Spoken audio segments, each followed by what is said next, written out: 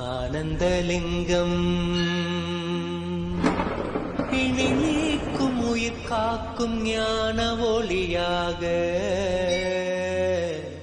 பூத்த நித்யானந்தன் தந்த உயர்லிங்கம் ஆதிலிங்கம் ஜோதிலிங்கம் அற்புதலிங்கம் ஞானலிங்கம் நித்யம் தந்த ஆனந்தலிங்கம் ஆதிலிங்கம் ஜோதிலிங்கம் அற்புதலிங்கம் ஞானலிங்கம் நித்யம் தந்த ஆனந்தலிங்கம்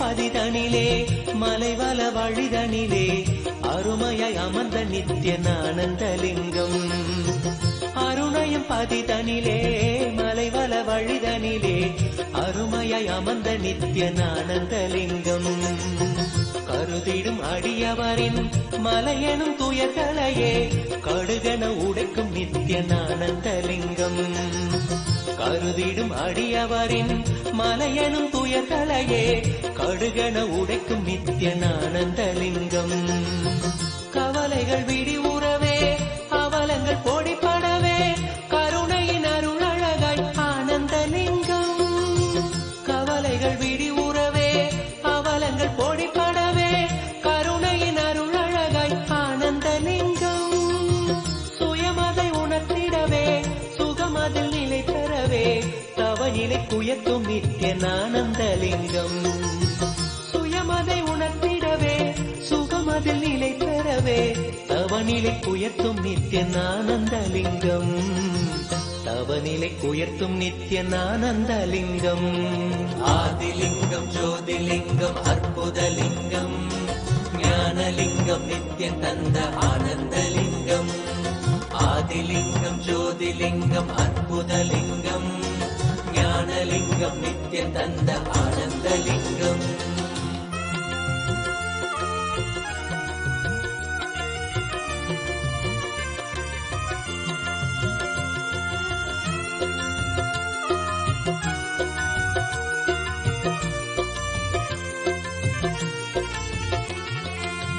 பிணிகளை போக்கிவிடும் பிறவியும் போக்கிவிடும் உயர்நிலை வாழ்வளிக்கும் ஆனந்தலிங்கம் பிணிகளை போக்கிவிடும் பிறவியும் போக்கிவிடும் உயர்நிலை வாழ்வளிக்கும் ஆனந்தலிங்கம் மனிதருக்கு அரியதொரு அரூபரூபமெனும் அஜோமுகத்தை காட்டும் ஆனந்தலிங்கம் மனிதருக்கு அரியதொரு அரூபரூபமெனும் அஜோமுகத்தை காட்டும் ஆனந்தலிங்கம் அமரர்கள் உலகமெல்லாம் அருள் பெற விரதம் கொண்ட 1008 நித்யானந்தலிங்கம் அமரர்கள் உலகமெல்லாம் அருள் பெற விரதம் கொண்ட 1008 நித்யானந்தலிங்கம் குணக்கடல் குவலயத்தை குறைவின்றி காக்க எங்கள் குரு நித்யானந்தன் தந்த ஆனந்தலிங்கம்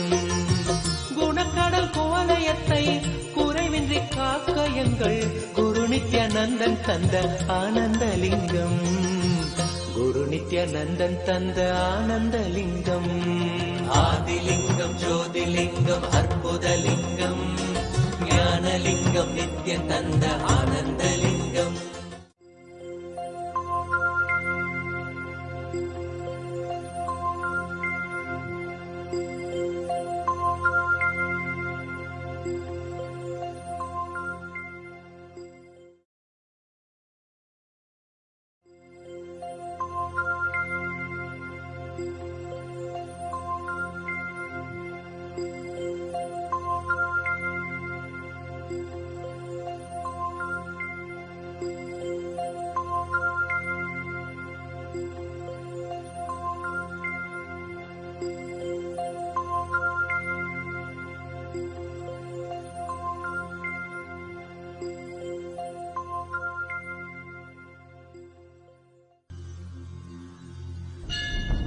அஞ்சலென்றடைய அபயம் தரும் லிங்கம் ஆனந்தலிங்கம் நித்யானந்த நித்யன் தந்த ஆனந்தலிங்கம் பிணி நீக்கும் உயிர் காக்கும் ஞான ஒளியாக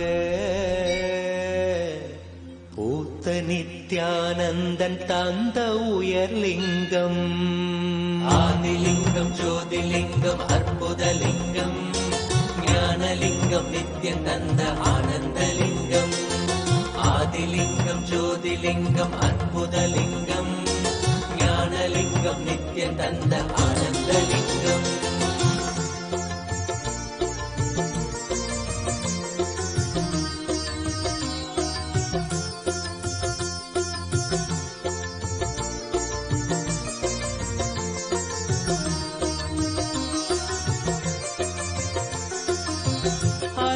பதிதனிலே மலைவல வழிதனிலே அருமையாய் அமர்ந்த நித்யன் ஆனந்தலிங்கம் அருணயம் பதிதனிலே மலைவல வழிதனிலே அருமையாய் அமர்ந்த நித்யன் ஆனந்தலிங்கம் கருதிடும் அடியவரின் மலையெனும் துயர்களையே கடுகன உடைக்கும் நித்யன் ஆனந்தலிங்கம் கருதிடும் அடியவரின் மலையெனும் துயர்களையே கடுகன உடைக்கும் நித்யன் ஆனந்தலிங்கம் கவலைகள் விடி உறவே அவலங்கள் பொடிப்படவே கருணையின் அருளழகாய் ஆனந்தலிங்கம் கவலைகள் விடி உறவே அவலங்கள் பொடிப்படவே கருணையின் அருளழகாய் ஆனந்தலிங்கம் சுயமதை உணர்த்திடவே சுகமதில் நிலை பெறவே தவநிலை குயக்கும் நித்யன் ஆனந்தலிங்கம்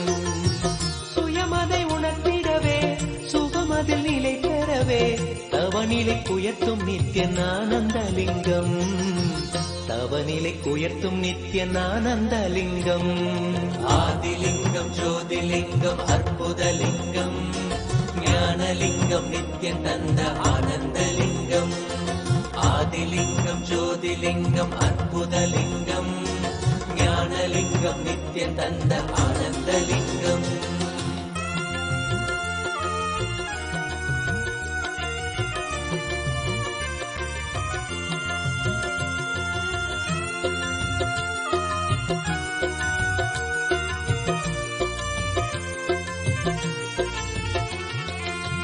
பிணிகளை போக்கிவிடும் பிறவியும் போக்கிவிடும் உயர்நிலை வாழ்வளிக்கும் ஆனந்தலிங்கம் பிணிகளை போக்கிவிடும் பிறவியும் போக்கிவிடும் உயர்நிலை வாழ்வளிக்கும் ஆனந்தலிங்கம் மனிதருக்கரியதொரு அரூபரூபமெனும் அஜோமுகத்தை காட்டும் ஆனந்தலிங்கம் மனிதருக்கரியதொரு அரூபரூபமெனும் அஜோமுகத்தை காட்டும் ஆனந்தலிங்கம் அமரர்கள் உலகமெல்லாம் அருள் பெற விரதம் கொண்ட 1008 நித்யன் ஆனந்தலிங்கம் அமரர்கள் உலகமெல்லாம் அருள் பெற விரதம் கொண்ட 1008 நித்யன் ஆனந்தலிங்கம் குணக்கடல் குவலயத்தை குறைவின்றி காக்க எங்கள் குரு நித்யானந்தன் தந்த ஆனந்தலிங்கம் குணக்கடல் குவலயத்தை குறைவின்றி காக்க எங்கள் குரு நித்யானந்தன் தந்த ஆனந்தலிங்கம் குரு நித்யானந்தன் தந்த ஆனந்தலிங்கம் ஆதிலிங்கம் ஜோதிலிங்கம் அற்புதலிங்கம் ஞானலிங்கம் நித்யன் தந்த नित्यानन्दं परमसुखदं केवलं ज्ञानमूर्तिं द्वन्द्वातीतं गगनसदृशं तत्त्वमस्यादिलक्ष्यम् एकं विमलमचलं सर्वधी साक्षिभूतं भावातीतं त्रिगुणरहितं सद्गुरुं तं Namami.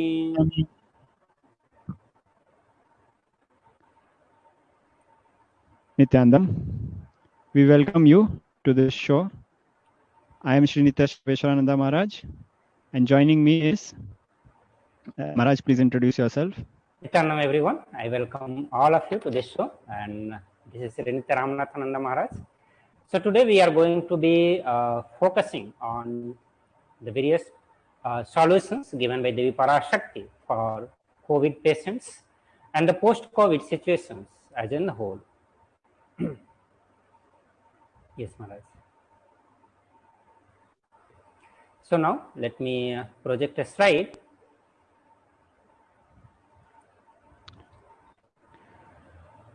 The world today, COVID affecting mental health. As we can see in the graph, the global suicide rate per 100,000 of the population, the graph shows the percentage of male and female affected by suicide. Globally, the graph shows the impact at a global level as per high-income countries, as per low and middle-income countries, and covering the whole world in general. What we see is that there's an alarming rate of suicide worldwide. Yes. So as you can see, this shows the demographic on global and the high-income countries, low and middle-income countries, low and middle-income country in Africa, low and middle-income country in the Americas, and low and middle-income in the Eastern Mediterranean. And in the Europe, low and middle-income countries in the Europe, we see the highest suicide rate per 100,000 populations.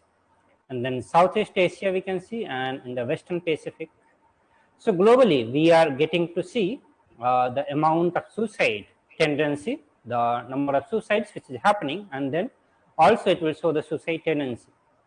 So along with the suicide, we can also look into the various statistics which gives the data on the mental disorders, the mental health situations of the world. So here we are presenting the demographic based on the gender and the cumulative data also. You can look at the African region. The very first graph shows the African region and the Eastern Mediterranean, European, and region in the America, Southeast Asia region, and Western Pacific, and world as a whole. So when we look at this graph, it gives us the idea that there is a high tendency of depressive disorders in the female gender and little lesser in the male gender, but it is almost the same across all the countries on the world. And in generally, if we look at the average stats, it goes around 5% in the female, and it goes around 4%, or you can say 3.5% in the male. Share of adults reporting symptoms of anxiety or depressive disorder during the COVID-19 pandemic. We see around 36% of adults are reporting symptoms of anxiety disorder. Around 29% are reporting symptoms of depressive disorder, and around 41% are reporting symptoms of anxiety and or depressive disorder. We see that almost half of the adults are going through one or the other mental disorder. So it's a situation which we haven't experienced any time before, where almost half of the population, adult population, is going through such mental disorders. Yes. So because of the COVID pandemic, the various health issues has gone very high. Along with that, the various other issues has also taken birth, and some of the existing issues are showing a peak into their existence. Here we can see that the average share of adults reporting symptoms of anxiety or depressive disorder during the COVID-19 pandemic. So this is the data from May and July 2020. So almost a year back, we have now seen an year of the pandemic, its lockdown, the self-isolations, and various impacts, the global impacts that it has caused.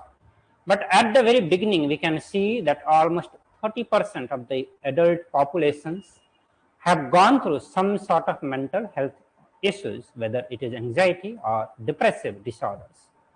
So average weekly data has gone a little higher in the month of June, and it went more higher in the month of July.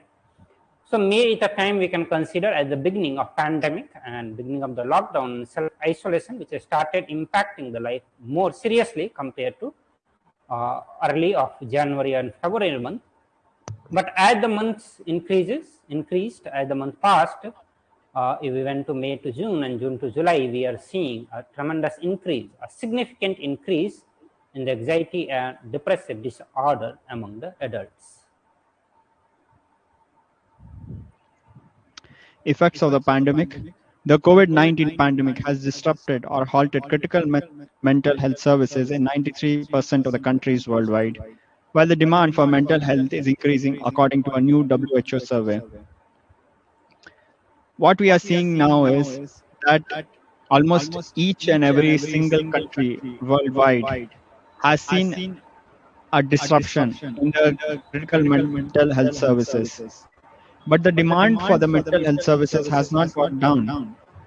So people are left with no other possibility other than to heal themselves by themselves. Now, this is not possible unless they are equipped by the truths from the Vedas, from Hinduism, from the supreme point of Hinduism to face such situations of crisis. Recently, a study found that 18% of the individuals, including people with and without a past psychiatric diagnosis, who received a COVID-19 diagnosis were later diagnosed with a mental health disorder such as anxiety or mood disorder. So we can see that all the people who are going through the COVID-19 diagnosis are also going through the various mental disorder like anxiety and mood disorder. So as we get to see during the lockdown, during the pandemic, when we are most of the mental health facilities, the infrastructure has been shut down or locked or has been heavily affected, and in the other cases we are seeing that there is an increase in the mental health situations of the humanity, which causes the increase in the demand of the mental health services. Share of adults reporting symptoms of anxiety and or depressive disorder during the COVID-19 pandemic by age. For the age group of 18 to 24, we see almost 56% reporting anxiety or depression. For the age of 65 and above, we see around 30% reporting anxiety or depression.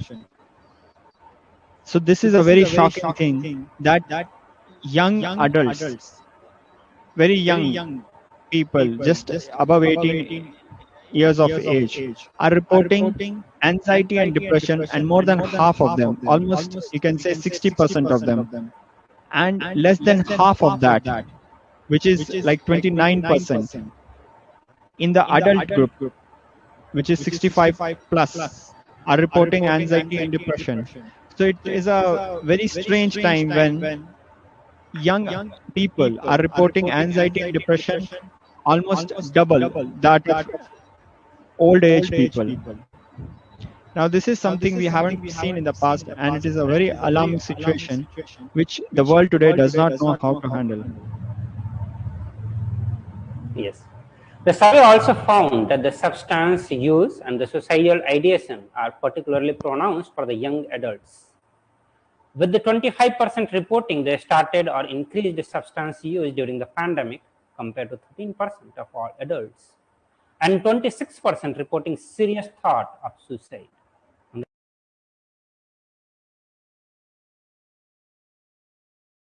1% of all adults. So when we look at this situation, understand that the COVID pandemic has brought really a serious concern in front of all of us. When we look at the data, the 25% or 26% of the adult population, when they are considering for the suicide and the serious thoughts on the suicide, we can consider actually there may be a huge number of the population who are considering or who would be entertaining the thought of suicide or who would be going to the thoughts of suicide. Understand, suicide is an extreme case, not that every individual who is going through the mental health issues or not, even the prolonged mental health issue, people would consider of terminating their life.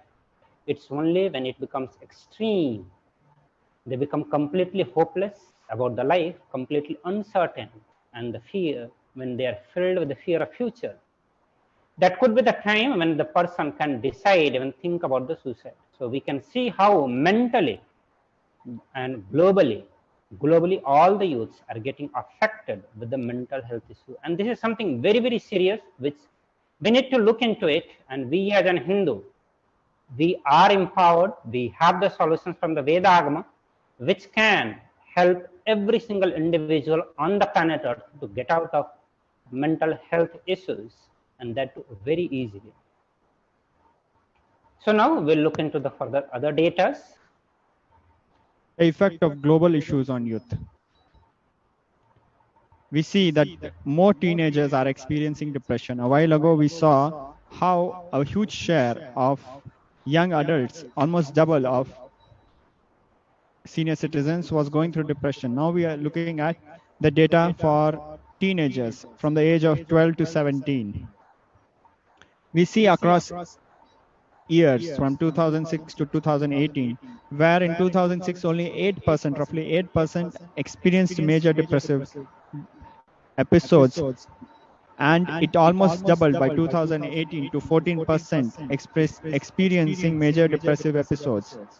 Now just understand this data is only till 2018. Post-COVID, or we should say during the COVID era, this is going to shoot up drastically. Now that is something our kids, our teenagers are not prepared to face.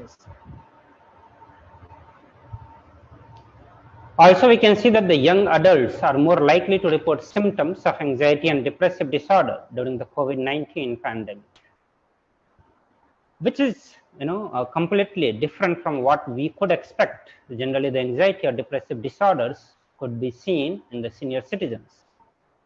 But right now we are seeing the increased numbers among the age 18 to 24, which is mostly the school going or the college going students, and that is the generation in which we are seeing the maximum depressive disorders, and it has gone up to 56.2%.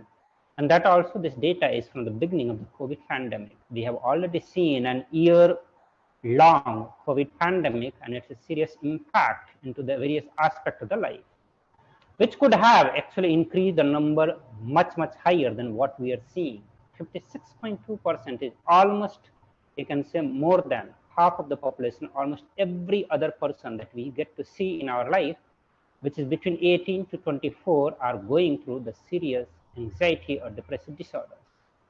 When we look at the data of 25 to 49 age group, which would be, we can consider mostly the working group of people, and out of that also 50% of the population is going through the anxiety or depressive disorder.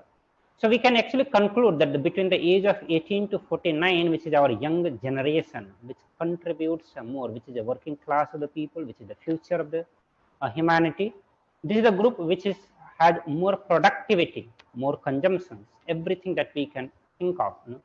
And this age group, almost every single other individual is going through the anxiety or depressive disorders. When we look at the age group between 15 to 64 and 65 plus, we can consider as the senior citizens or the retired people. So among the retired people, we get to see less of COVID, less of the depressive disorder. But as we see the younger generation is going through the higher depressive disorder, which could be probably because of the huge uncertainty about the future that has got created. Really, this is some of the points that we need to look into, that why the younger generations are becoming so hopeless about the future. What exactly is troubling them about the future, that they are going into so much of trouble, so much of anxiety and depression. Education woes due to the COVID. Human Rights Watch reported that more than 1.5 billion students are out of school already. More than 91% of world students are out of school due to school closures in at least 188 countries. We see a large number of students, a large number of schools in almost every single country of the world have been out of school because the schools have been shut down. Now these students do not know how to face life, how to face situation. They are uncertain about their future, and as we just saw, how depression is chronically affecting them. Now this situation requires an internal revolution which happens from the inside by the Vedic truths, by the practice of Vedic truths. This is a time where Hinduism needs to step up and deliver what people really need to sail through this crisis. So as of 4th September 2020, approximately 1.277 billion learners are currently affected due to the school closures in the response to the pandemic. According to UNICEF monitoring, 46 countries are currently implementing the nationwide closure, 27 implementing local closure, impacting about 72.9% of the world's student population. So this is the beginning, not even the beginning, I can say the mid of the COVID pandemic. This data is from the 4th September 2020. And after that also, we got to see the lockdown happening, a continuous increase in the lockdown till the December, at least the whole world has seen the lockdown. And that has affected almost all the population, all the numbers, all the young who used to go to schools. Approximately 1.277 billion, which is 93% of the total school going, college going learners, and almost every single learner has been affected because of the COVID pandemic. School closure affecting mental health. In a survey by the mental health charity Young Minds, which included 2,111 participants up to the age 25 years with a mental illness history in the United Kingdom, of this group of 2,000 people, 83% said that the pandemic had made their condition worse. 26% said that they were unable to access mental health support, peer support groups, and face to face services had been cancelled, and support by phone or online had become challenging for some of these young people. So we see that there's a requirement and there is a need and there is an emergency of mental health services and there is no availability. And these are very young people who do not know how to face such situations. It is their first time. It is actually the entire planet Earth's first time as it occurs to human beings. But they are unable to meet what they require.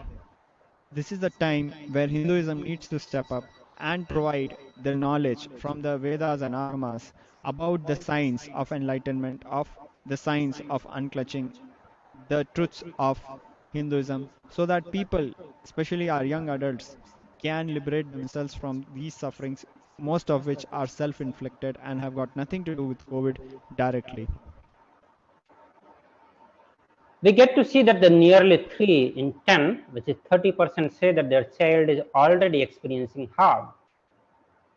Note the number that it is 1/3. The people are reporting that they are already experiencing harm to their emotional or mental health because of the social distancing and closures. Another 14% indicate that their children are approaching their limits, saying they could continue social distancing a few more weeks until their mental health suffers. So we can also see that when we look at the young, it also shows that how our younger generations has not been prepared to face any difficult situations of the life. Specifically, when we look at this pandemic, most of our younger generation, the adults and the young generation, school going and college going students, seems to be completely unprepared, completely uneducated about their mental health issues and how to face certain situations in life. All of them, we can see almost 30% are already experiencing and 14% another are experiencing their limits. So we can say that it's a huge number of the population which is really suffering with the mental health issues, and this is the time that we Hindus need to address the situation, and the Supreme Pontiff of Hinduism has continuously been preparing all the Adinvasis, Kailasvasis to face certain situation, and that is why we can see that no Adinvasis went through any kind of mental health suffering, and even the physical, or in case of mental health, whether depressive, anxiety, all these things are completely irrelevant, or we can say non-existence for the people who are living the teachings of Supreme Pontiff of Hinduism, who are living the authentic Hinduism, Hindu lifestyle. Basically, for a Hindu lifestyle, And Supreme Pontiff of Hinduism say that the practicing Hindu living in the villages would not even know about mental health disorders, whether it is anxiety or depression, because that is the way Hindu lifestyle is designed, the way we are taught about the greater science, the greater truths of the life, that we never get into the mental health disorders. So we will also bring the solutions from the Vedagama as revealed by the Supreme Pontiff of Hinduism to all of you. So all these data are not just being presented for all of you to feel bad or feel again or hopeless or feel that the situation is going out of control and you are not able to do anything, or people as a whole or society as a whole has no solutions. That is not the truth. Hinduism had the solution, and Supreme Pontiff of Hinduism has brought all the solutions. He has made all the solutions available to all of us. We just need to visit the Supreme Pontiff of Hinduism YouTube channel, and all the solutions are available there. So moving ahead. The world today. We can see the various effects of the pandemic. It starts with social distancing, which is a requirement to protect ourselves from COVID, and self-isolation. Now, self-isolation is something very natural in the Hinduism, in the Hindu lifestyle, because it is a time when we are supposed to look inside and contemplate. But this is seen as a punishment by many who are not trained to understand that to be with yourself is actually a blessing. Social distancing and self-isolation in totality have caused is one of the biggest stress causing reasons for the society as of now. There are travel restrictions which have forced people to travel more than 200 kilometers on foot, which would be something around 100 miles, just to reach their home from faraway cities like from Delhi to their villages, for example. Reduced workforce across all economic sectors have caused serious concerns, and the economy is struggling to cope up. At the same time, there is a job loss. One side, there's a reduction in workforce, and another side, there's a job loss because the requirement of the economy overall has gone down. And in certain sectors, such as the IT, there are jobs being laid down and people are being fired. Schools have gone through closure, and we saw how the students are being affected. The normal life of children have been disrupted. There's a decreased demand for commodities and manufactured products, which is making the economies go in a spiral downwards. There's an increased need for medical supplies. There's an increased demand in the food sector. There's a panic buying and stockpiling for food products because people are afraid, they don't know when there'll be a next lockdown. There's a domino effect on healthcare and nutrition. There's an infodemic spread of panic and fear through the social media, and there's a xenophobia against specific ethnic geographic groups. So we see that the pandemic is having a multi-level impact. Most of it is not even related to the virus, but it is all human related, and it is caused by mismanagement at a human level. Also, we can see the pandemic effect on the economy. So almost 400 million full-time jobs have been lost in terms of working hours, and among the worst hit are the 1.6 billion workers in the informal economy and the young people, women, and the persons with a disability. So while the COVID pandemic has not just brought some of the physical health issues or the mental health issues in front of all of us, also globally or as a society in a whole, it has brought a serious impact on the economy, on the personal economy, on the global economy, and the country economy. We can see there is a huge loss in the jobs that is happening.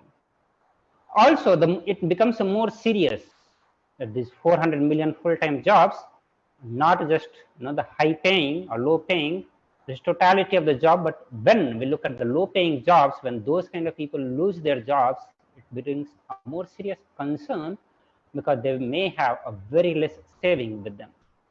And with the less saving, their life becomes more uncertain, specifically in such cases where we are highly uncertain about the durations of the lockdown, durations of this pandemic. We don't know that when this pandemic is going to end. We are seeing that the huge concern has come in front of all the countries, all the policymakers, as we are seeing a worst hit on the informal economy, means these are the people who are dependent on day-to-day incomes. If their day-to-day incomes are affected, it's a serious issue for them even to have a next meal. And this is also the group where would be able to see a huge amount of suicide tendencies that will come across. Not just the suicide tendency in the many countries where people are not religiously trained, where people have not been taught the greater truths of the life, they may also choose a different path which is going to be very harmful to the society. We could see that the large number of people becoming the criminals, causing havoc in the society, start looting. We have seen so many such the results started coming in the various parts of the world where the shops were looted, where the various crimes started happening. So only when the people have been trained with the higher truths of the Hinduism, even when they are facing such worst situation, they do not choose to do adharmic works like being criminal. They start looting, creating the havoc in the society.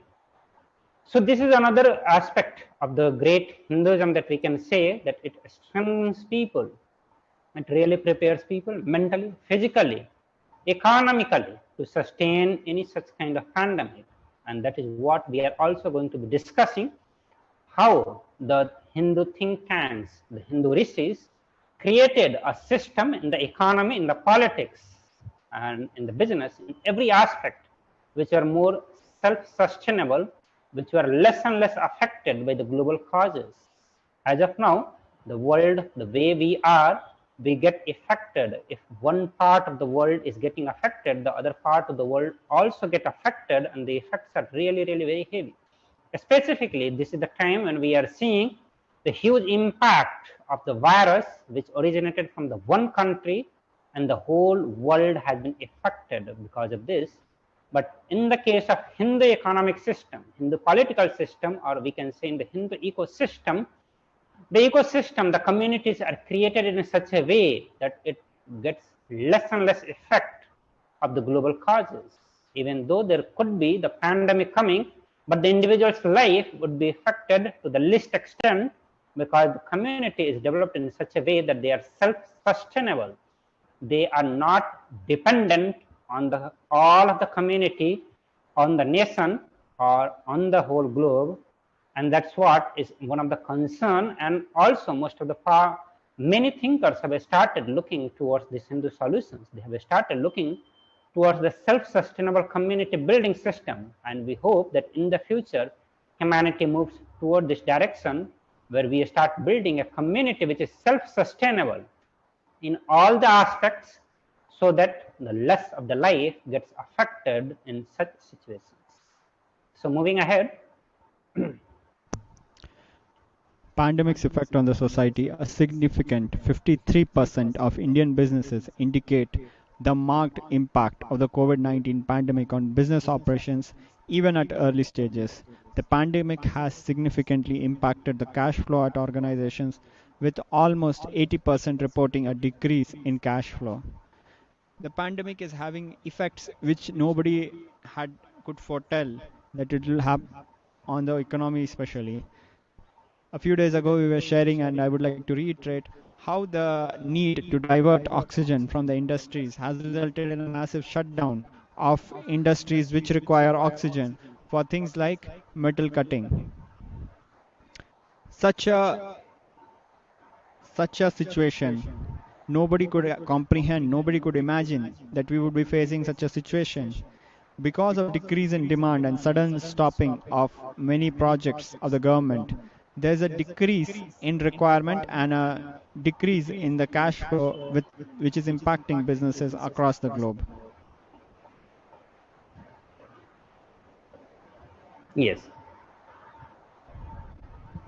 So as we see that the COVID-19 is likely to cause the first increase in the global poverty since 1998, pushing about 40 to 60 million people into extreme poverty, with our best estimate being 49 million. So as we know from the various data that the India itself has more than 84 crores, and 840 million people living under the poverty line. And when we see that the lockdown has brought shutting down of the many industries has heavily impacted the supply demand chain, has heavily impacted all the businesses from all the sectors, causing a huge loss into the jobs and the job opportunity, specifically in the informal sector.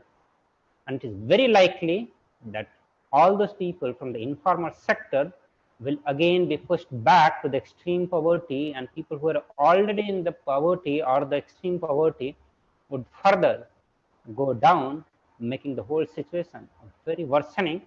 It's a global concern for the whole humanity that we need to come forward and work intensely to further bring the changes in the life of these people. Here, as a part of the Kailasa, the Supreme Pontiff of Hinduism, out of his utmost compassion, has given the various solutions for the humanity, not just spiritual solutions, just to bring certain mental and physical changes in your body, or just to get out of the COVID-19 pandemic direct virus effect on the body, but rather bringing an alternative, a mainstream solution that the world need to adopt. This does not need or the time demands these alternative solutions, which is all the Hindu solutions, which has been termed as the alternative solution. They need to become a mainstream lifestyle practices for all the Hindus and for all the people living in the world. At least for the Hindus, they need to feel responsible for their inheritance, for the knowledge that their ancestors have left for all of us. And that is the way ahead for the solutions. If you do not want to see the huge number of people living in such utter suffering and the pain, where the people are dying out of the hunger because they are not even getting the food, and this is not just the food issue, it will bring further various other effects in the society. Understand? When the huge chunk of the society is going to be dying out of the hunger, it's not the people who have food are going to be living safely. They are going to be impacted, their life is going to be impacted heavily. So if you really want to bring change in the world, if you want to see a better world tomorrow, it is time, it is the need that we start looking towards the Hindu solutions, the solutions and the Hindu scriptures, the Hindu rishis, the Hindu masters, the enlightened masters have brought, and which has been decoded by the Supreme Pontiff of Hinduism. So it is my request to all the viewers that it's the time that we take his teachings to the whole world. We also start living it and take his teachings to the world so that we can see a better future coming soon. Cyberbullying due to the pandemic. According to The Light, an organization that tracks online harassment, there has been a 70% increase in cyberbullying in just a few months.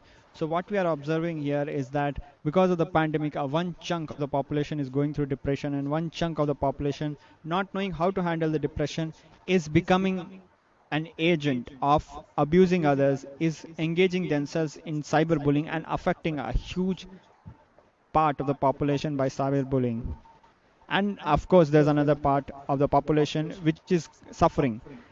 1 in 5 children between the age of 10 to 18 have been a victim of online bullying. Security.org researched whether the pandemic would increase that number, so they interviewed more than 500 American parents with children in that age range. 21% responded that their children had been cybernetically harassed.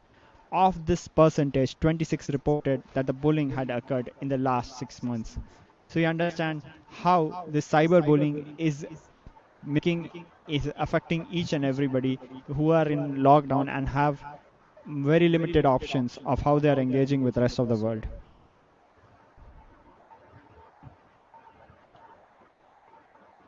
So now we'll see the pandemic effect, not one, but the multiple aspects. We are look at the pandemic effect on the society. When we look from the data from the June 24 to June 30 around 2020, 40.9% means 41% of the adult is 18 years or the older in the US reported having one or more adverse mental or behavioral health symptoms during the COVID-19 pandemic. These statistics illustrate the percentage of the US adult who reported adverse mental health symptoms, increased substance use and suicidal ideation during the COVID-19 pandemic from June 24 to 30, 2020. Also from June 24 to June 30, 2020, around 20% of the essential workers in the US reported seriously considering suicide in the past month. These statistics illustrate the percentage of the US adult who reported increased substance use or suicidal ideation related to COVID-19 pandemic by employment status. Now, these really alarming numbers as it is 22%. Understand? It's not just 2%, 3% or 5%, not even 10%, but rather the number has gone up to 22% of the essential workers are considering suicide in the past month, which was in the month of May or June. That is the time when they considered, and that was just the beginning of the COVID-19 pandemic. We have already seen a huge impacts in the various sectors because of the COVID-19 pandemic that would have already increased the percentage of the people who would be considering the suicide. Now, when we see at the February 3rd to February 15, around 2021, around 34% of the US adults reported symptoms of anxiety disorder in the past week. This statistics shows the percentage of the US respondent over the age of 18 who reported symptoms of anxiety and disorder in the last 7 days between April 23 and February 15, 2021.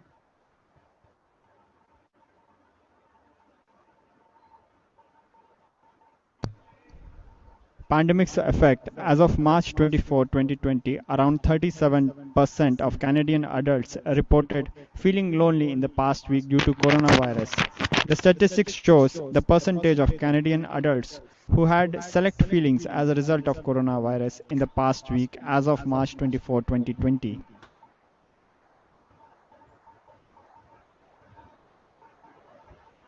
So with this, we come to the end of this part of the session where we learned the various impact we actually saw through the statistics, the impact that the COVID has created on the society as a whole. So these impacts are really alarming. We are seeing that every single individual personal life has been heavily impacted, not just their personal life, but also we are getting. So this brings a serious question in front of us, that why the humanity is facing such a challenge. What we have done in the past that we are here. So now to this, there are various hypotheses, various theories that are floating into the market today in the news, in the various digital platform. But now we will understand the right reason of this pandemic from the Supreme Pontiff of Hinduism, who brings this truth from the cosmic understanding, from the cosmic archives, the truth as it is. So now let us listen very attentively to understand why the world is facing the COVID-19 pandemic and why we are facing such a challenge in front of us. Is this a boon for the humanity? Are we leading, is the nature leading us towards some better future, or the nature itself is taking a revenge? There could be various thoughts around, but to get the correct answer so that we can also understand the right cause and we can do the corrections which is needed so that we do not face the situations, similar situations in the future, and also we could get out of this situation what we are facing now. There could be a more serious concern if we really do not act upon now. So now let us listen to the Supreme Pontiff of Hinduism.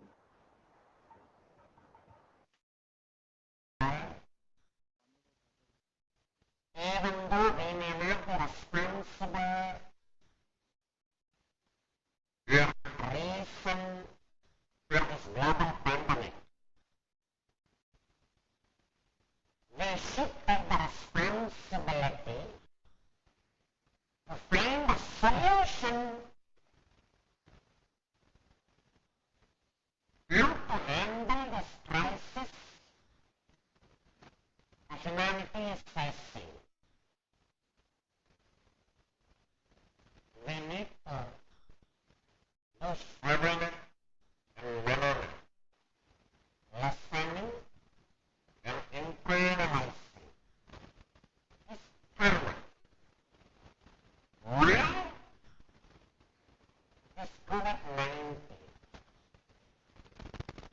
coronavirus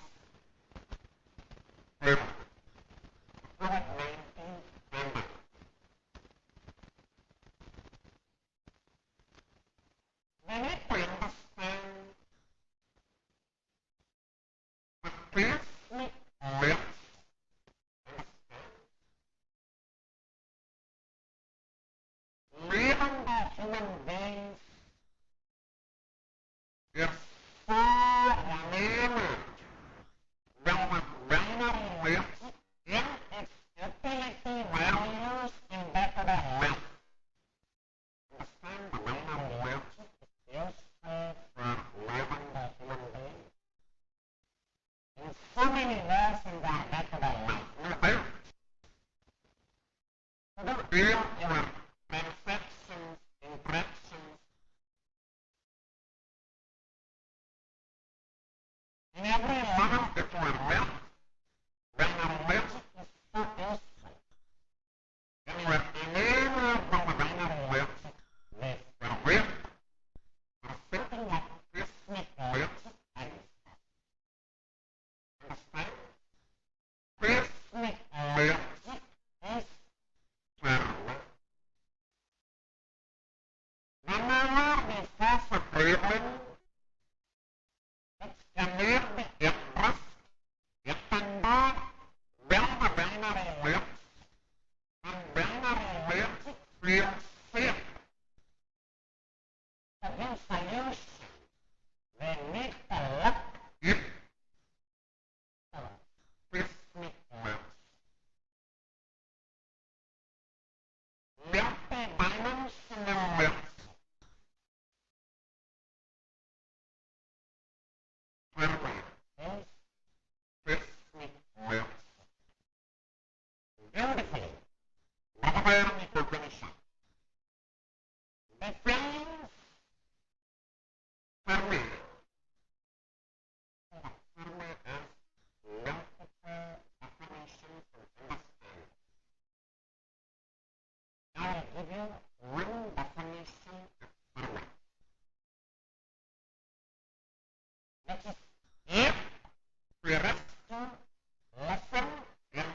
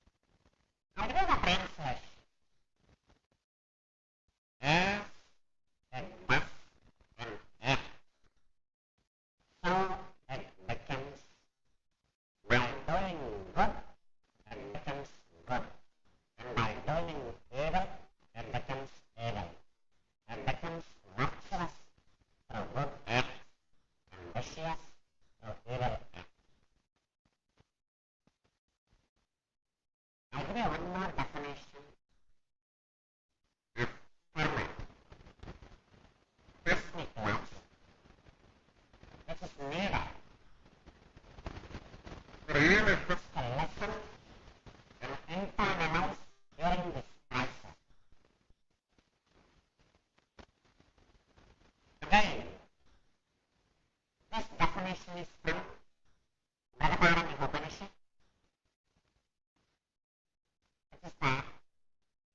for this crisis.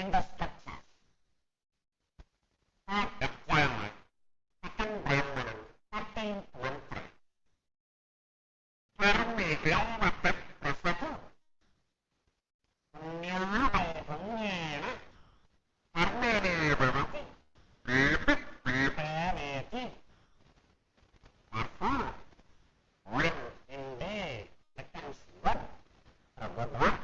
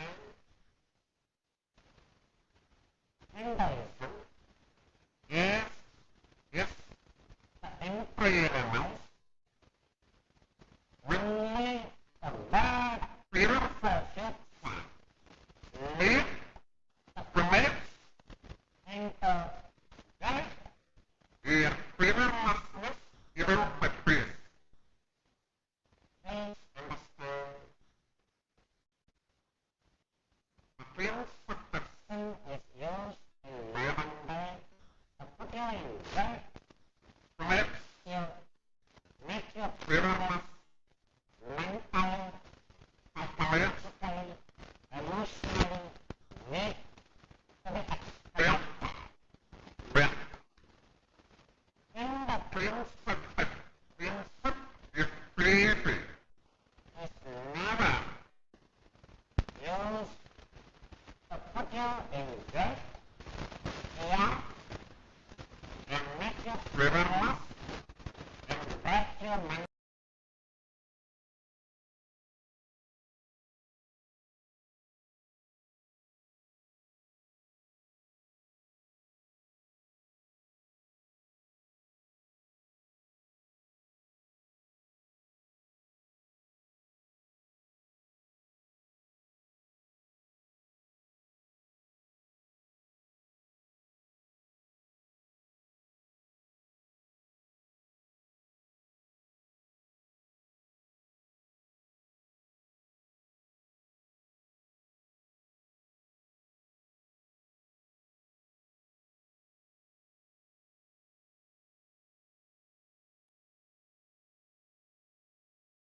Taught to you the secrets about cosmic logic, knowledge of the cosmic logic, karma, is revealed to you only to make you powerful and create a new future, to live powerfully and undo all the mistakes committed in the past due to delusion, ignorance. Understand? The concept of papa is completely different from the concept of sin. So,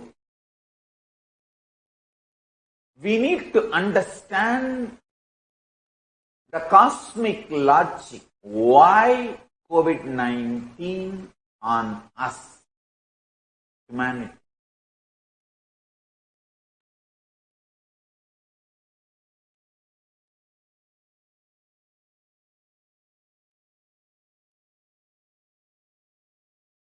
If we internalize this truth, we can build new future for us, eliminating these papas, aligning ourselves more to the cosmic logic, so we can avoid this kind of pandemic crisis in future. We can have a better world. The first truth, the first understanding we need to have is purpose of the world, the primal principle, the primary principle of the universe is, let us all coexist and celebrate our life. Planet Earth may be ruled by human beings, but we have no right to feel this planet Earth is exclusively for human beings. No. That is the sin, that is the papa human beings are committing. When we are enamored by the binary logic, we fall in love with binary logic and forget the existence of cosmic logic. So when you are enamored by this beautiful planet Earth and all the resources it can offer to make your life comfortable and luxurious, you forget this planet Earth belongs to all other beings also. Out of extreme greed and delusion, we try to make this planet Earth exclusively for us human beings. Is the first sin, papa, we are committing. Let us stop this thought current of trying to make this planet Earth exclusively for us by making all other beings extinct. Understand? In last 100 years, the damage, destruction we did to planet Earth is unimaginable. Due to our greed, due to our extreme possessiveness, just because binary logic makes our life more comfortable and luxurious, we forget the cosmic logic. Karma exists. Same way, just because the beautiful things this planet Earth can offer to make our life comfortable and luxurious, we are trying to possess this planet Earth exclusively for us human beings. Understand? We are not just winning the nature, we are trying to kill nature.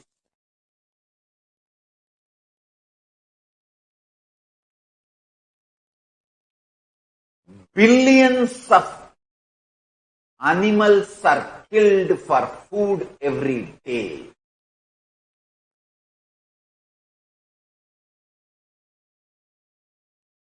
Whether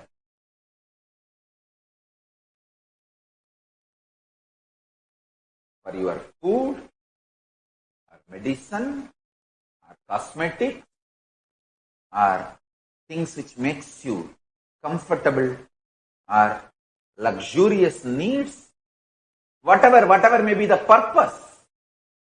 But we are forgetting the most important cosmic logic.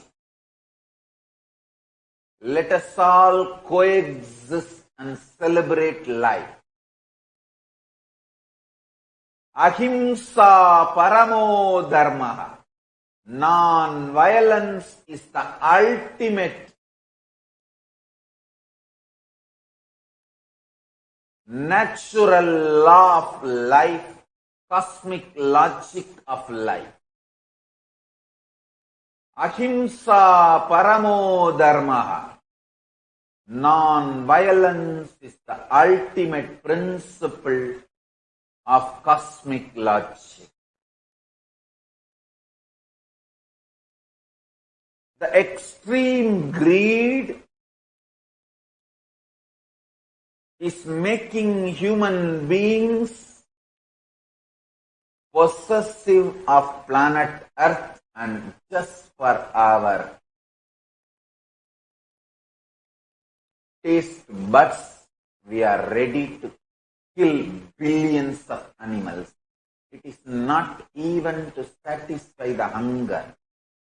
Satisfying the hunger, keeping yourself healthy is verily possible with vegetarian lifestyle, with plant-based diet, food and lifestyle. We all know planet Earth cannot afford any more meat-based lifestyle.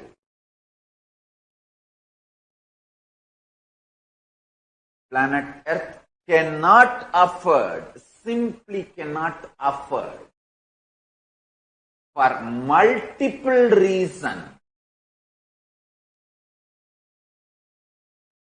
Not only as per the cosmic logic, even as per the binary logic,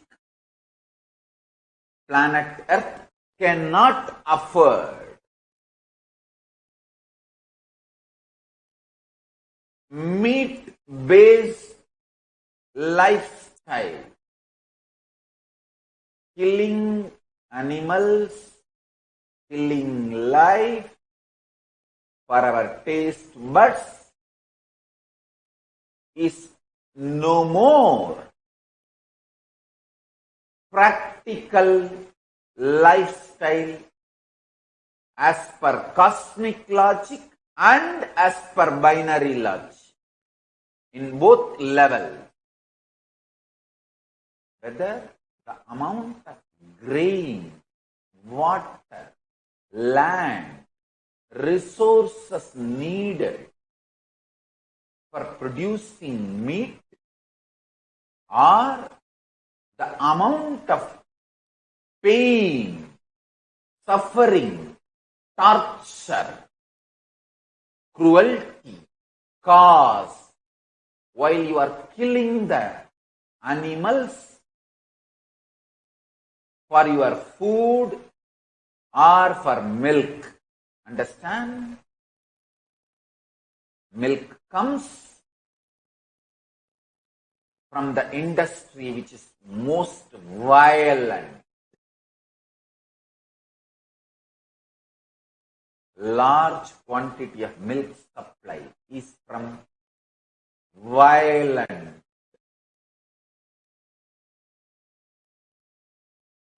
dairy farms. It's very little, almost negligible quantity only comes from non-violent goshala.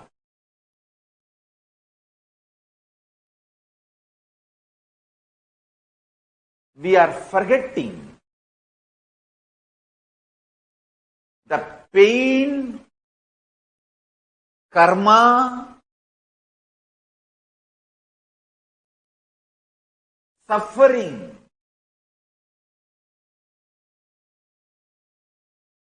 we are causing as per the cosmic logic to the world and the amount of resources spent on producing meat, even as per the binary logic. In both levels, as per the cosmic logic and as per the binary logic, in both levels, meat eating lifestyle is impractical. I request and recommend all Hindus to renounce meat eating lifestyle for the sake of saving the planet Earth. I humbly request all practicing Hindus, living Hindus, to renounce meat eating lifestyle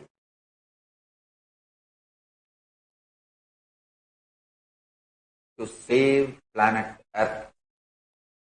Let us not be possessive. Let us not try to make this planet Earth exclusively for human beings. Let's stop this delusional greed. The greed of the human beings has reached to the level of delusion.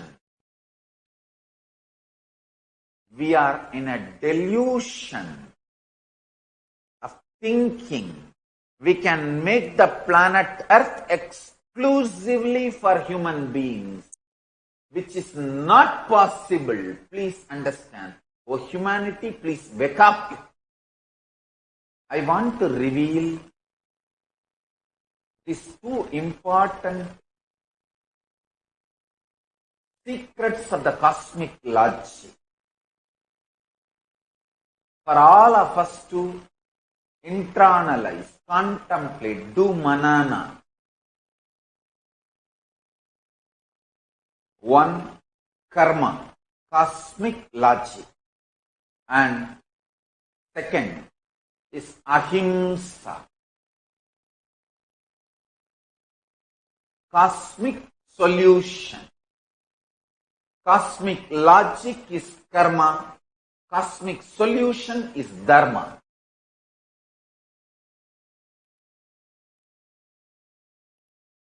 The karma you need to understand, and the dharma you need to understand.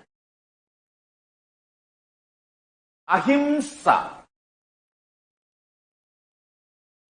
Chandogya Upanishad beautifully describes ahimsa.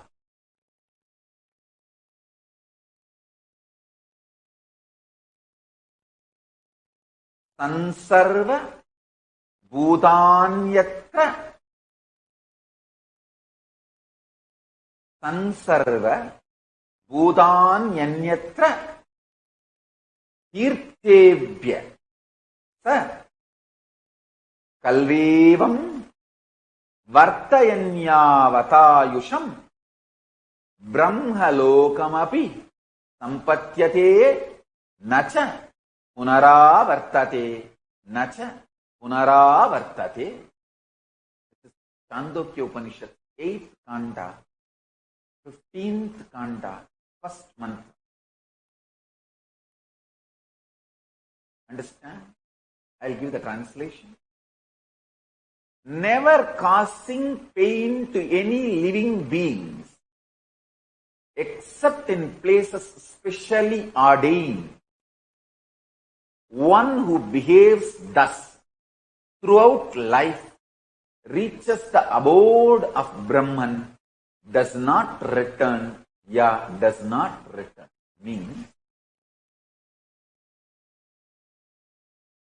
if you desire a non-violent lifestyle, you reach the highest existence and you never need to fall into the lower existence.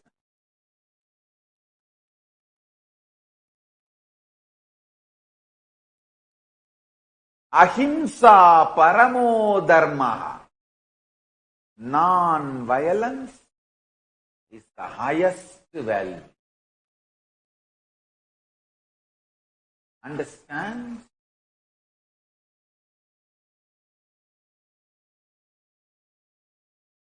Cosmic logic is karma. Cosmic solution is dharma. So today, contemplate on these two sacred secrets. Karma and dharma. Cosmic logic and cosmic solution.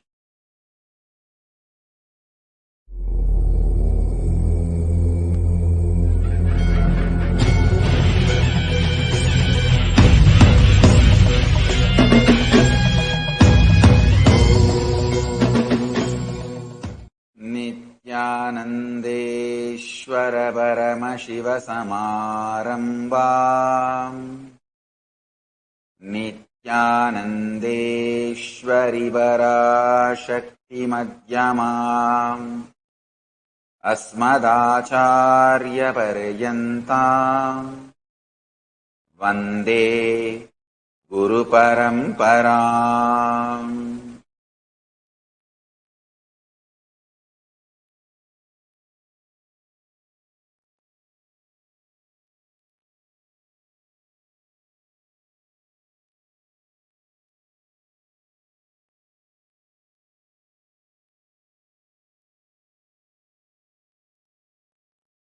I welcome you all with my love and respect. I welcome all the practicing, living Hindus all over the world and all the Kailasa Vasis and Kailasa Visvasis, SJP, Kartas, Yajamans, Srimahans, Mahans, Tanedar, Kotari, Kayakalpa Yoga participants, Kailasas, E-Gurukul students, Kailasas, NHU students, and the participants of Paramashivoham, Level 2, participants who have logged in from all over the world having Nayana Diksha. I welcome all of you with my love and respect. I welcome everyone watching us live on Kailasa TV, Kailasa's NTV, Kailasa's Hinduism Now TV, Kailasa's Enlighten app, Kailasa's Nayana Diksha, and other social media platforms such as YouTube Live, Facebook Live, and Twitter. I welcome all of you with my love and respect.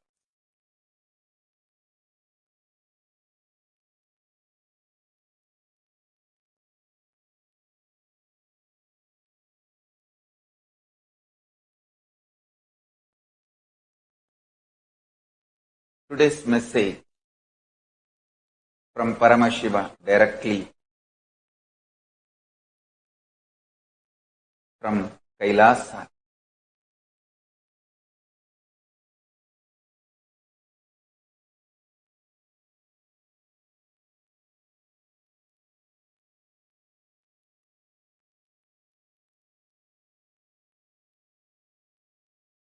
Views and solutions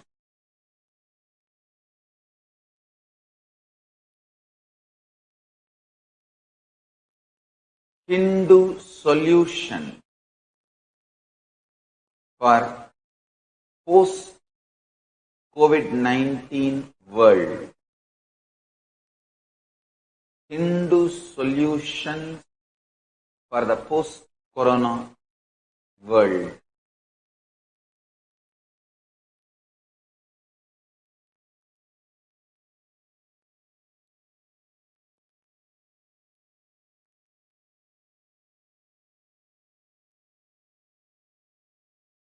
In Hindu tradition,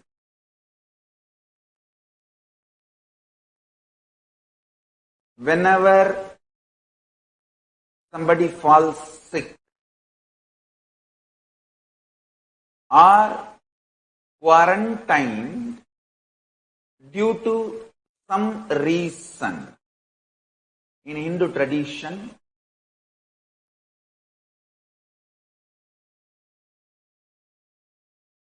quarantine is used in multiple various situations of life, like if somebody is dead in your family, near and dear one, the whole family is quarantined exactly, precisely same 16 days.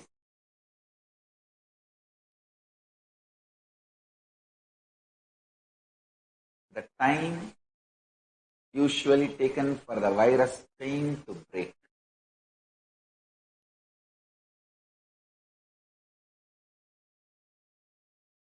In many situations, in Hindu tradition, quarantine is used.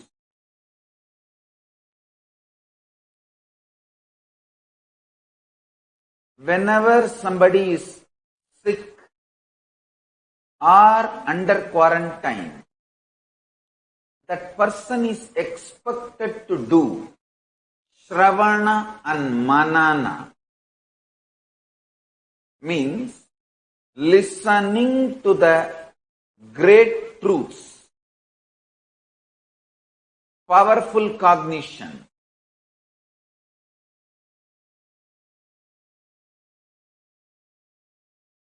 and internalize it.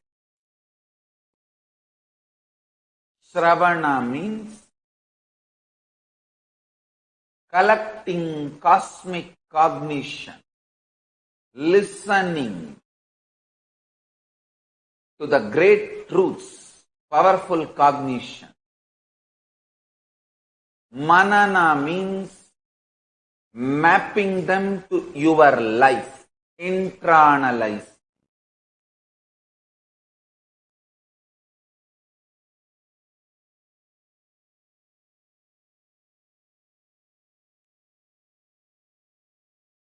In Hindu tradition, whenever you are sick or quarantined, you are expected to do Shravana and Manana, listening to higher truths and internalizing them, to internalize. Now, almost whole world is quarantined. Even though only small number of people are sick compared to the population of the planet Earth, only small percentage is sick, but rest of them are quarantined. So the world is going through an unexpected or unimaginable situation.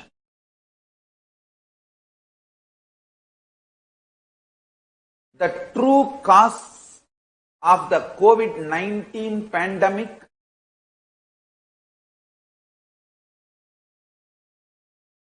is still unknown. How it is going to impact the world, humanity, still unknown.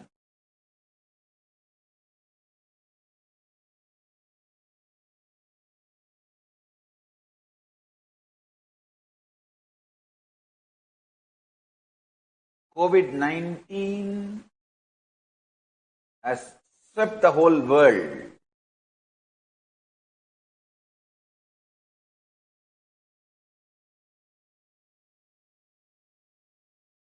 COVID-19 has swept the world in a global pandemic of extraordinary proportion.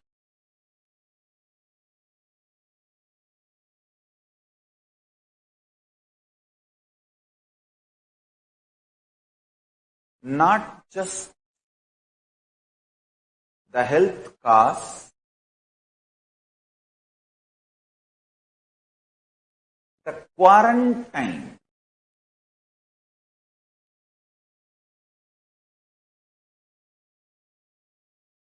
which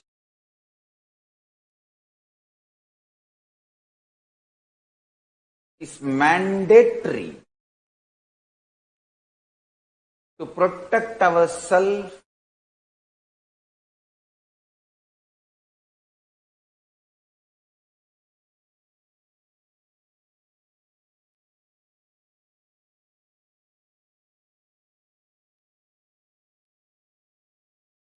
and all the other prevention methods we have to follow to protect the large population from this global pandemic. Its direct and indirect effect on economy,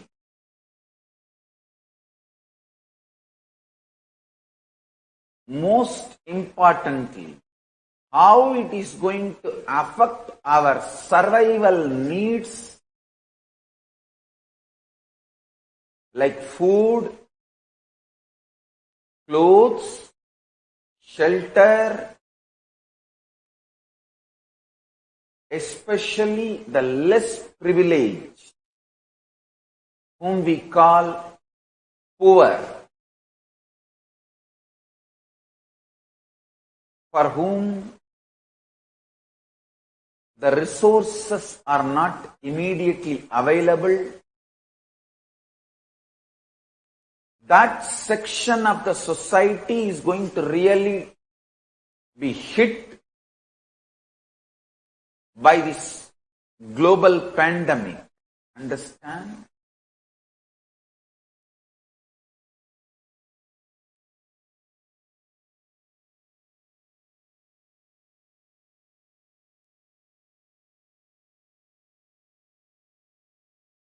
Centers for Disease Control estimates suggested anywhere between 200,000 to 1.7 million deaths could be expected in the United States alone, depending on the eventual fatality rate.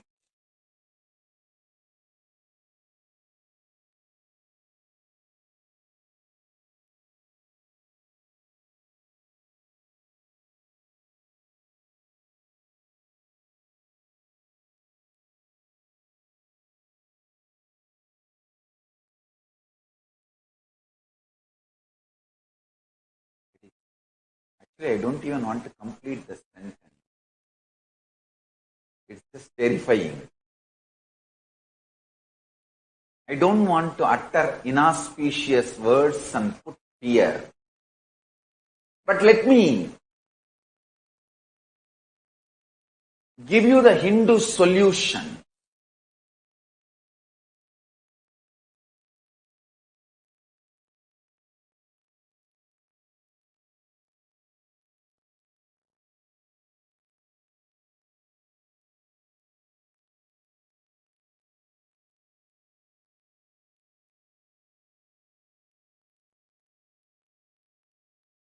First thing I want to tell,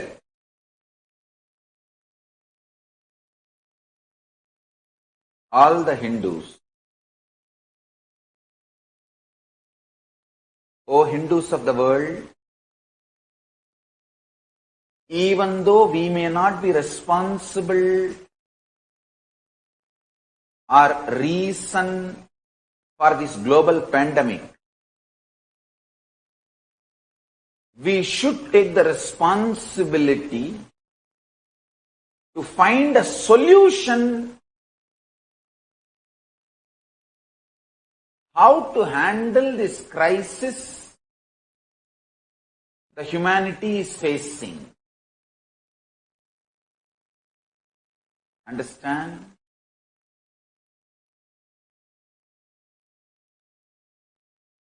We may not be the reason for this global pandemic, but we Hindus should take the responsibility to find solution for this global pandemic and its direct and indirect effect on humanity.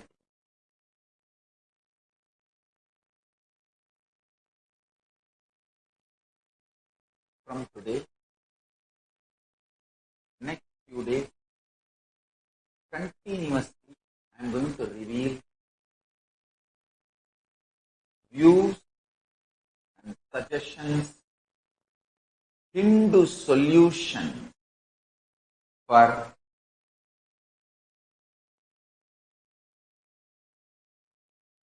all the COVID-19 related problems, issues, impact of COVID-19 directly and indirectly on humanity. The first step we Hindus need to do is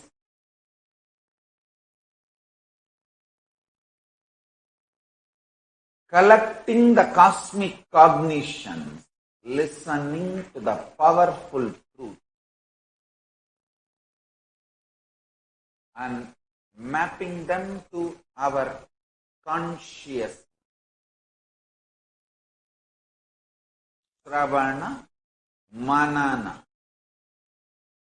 collecting and mapping, contemplating.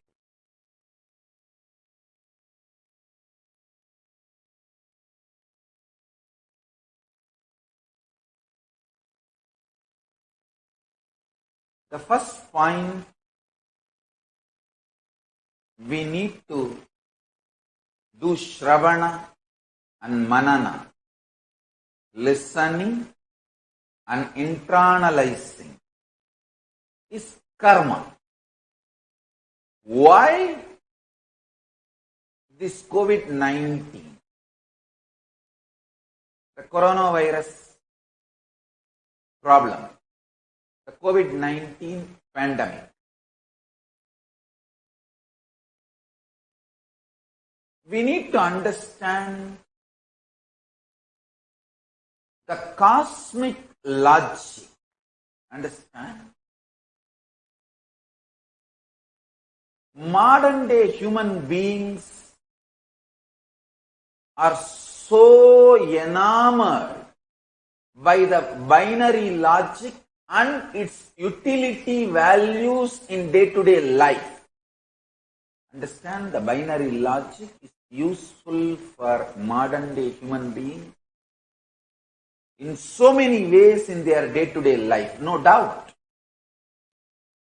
To do all your transactions, interactions, in every level of your life, binary logic is so useful. And you are enamored by the binary logic. We forgot there is something like cosmic logic exists. Understand? Cosmic logic is karma. Whenever we face a problem which cannot be addressed, attended by the binary logic, when binary logic falls short to give solution, we need to look up to cosmic logic. Multi-dimensional logic. Karma is cosmic logic. In simple words, if I have to define karma,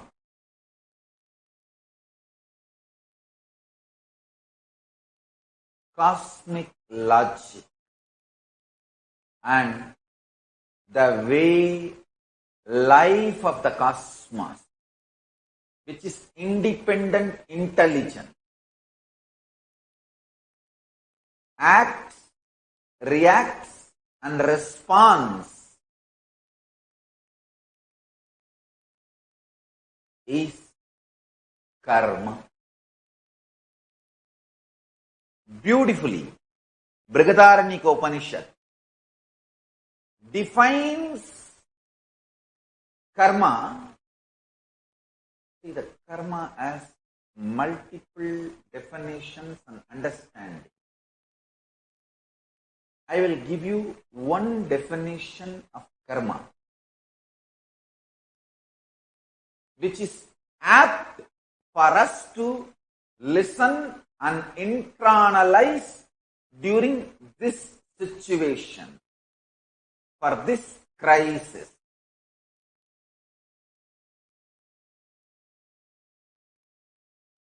Yadakari, yadachari, tata bhavati, sadhukari, sadhur bhavati, papakari, papo bhavati, punya punyena karmana bhavati, papa papena. This is Brihadaranyaka Upanishad, 4th Adhyaya, 4th Brahmanam, 5th mantra. I'll give you the translation. As it does and acts, so it becomes. By doing good, it becomes good.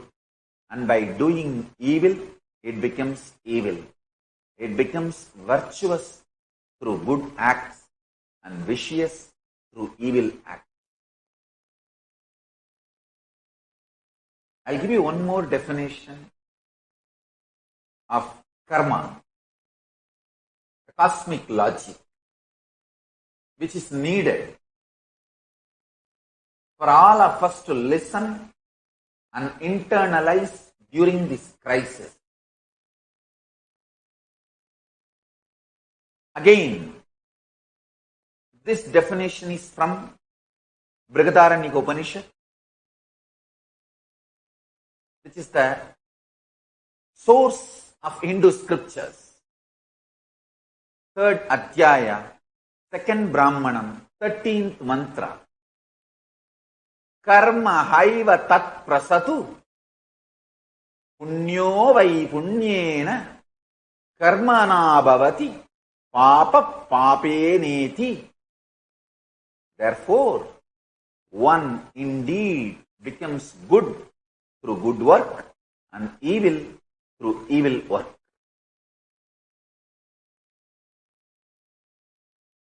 We need to internalize this definition of the cosmic logic. What is the papa we did?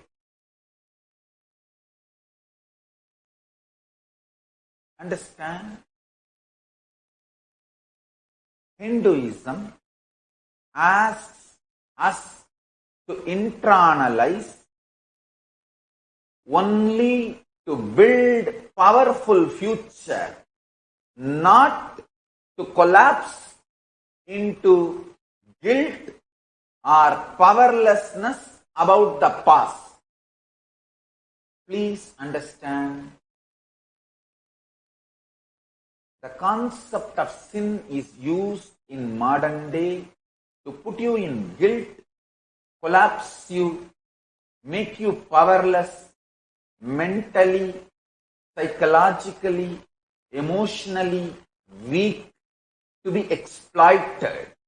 But Hindu concept of papa is never used to put you in guilt, fear, and make you powerless and break you mentally or psychologically, emotionally. No. Be very clear. Be informed. The Hindu concept of papa, the cosmic logic, the karma is taught to you. The secrets about cosmic logic, knowledge of the cosmic logic, karma, is revealed to you only to make you powerful and create a new future, to live powerfully and undo all the mistakes committed in the past due to delusion, ignorance. Understand? The concept of papa is completely different from the concept of sin. So, we need to understand the cosmic logic. Why COVID-19 on us, humanity?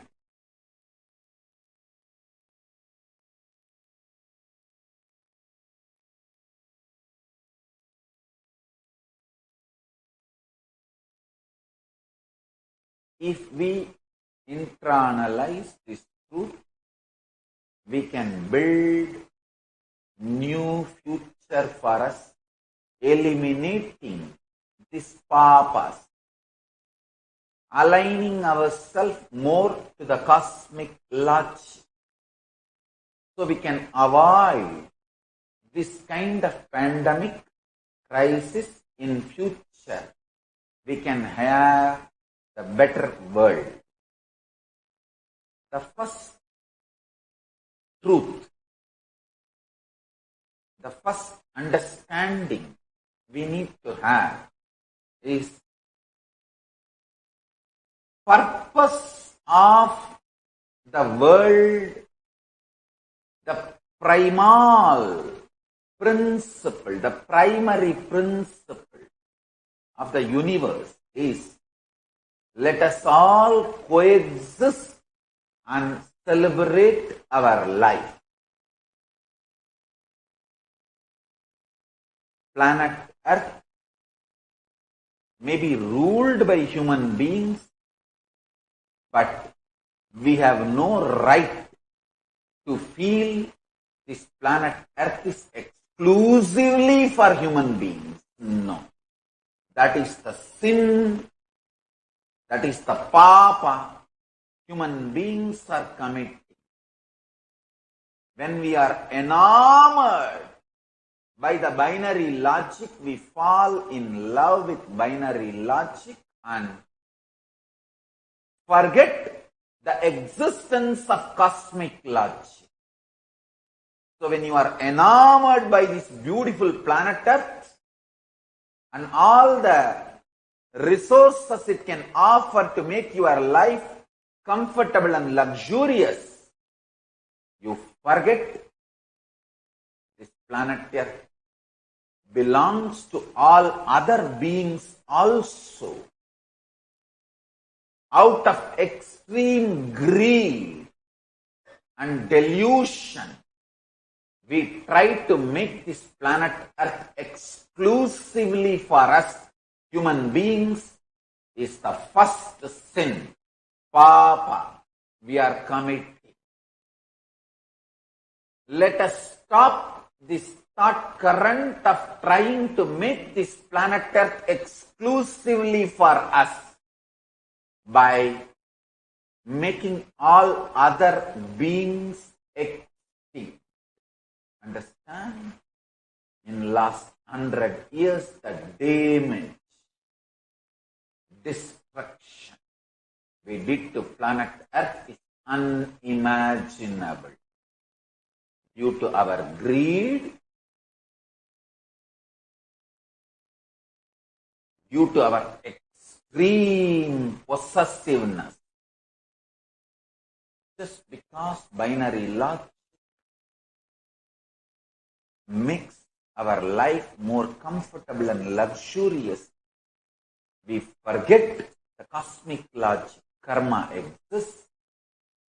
Same way, just because the beautiful things this planet Earth can offer to make our life comfortable and luxurious, we are trying to possess this planet Earth exclusively for us human beings. Understand? We are not just winning the nature, we are trying to kill nature.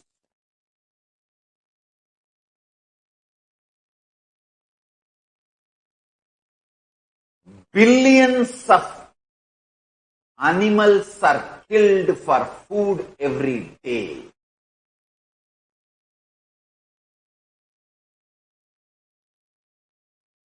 Whether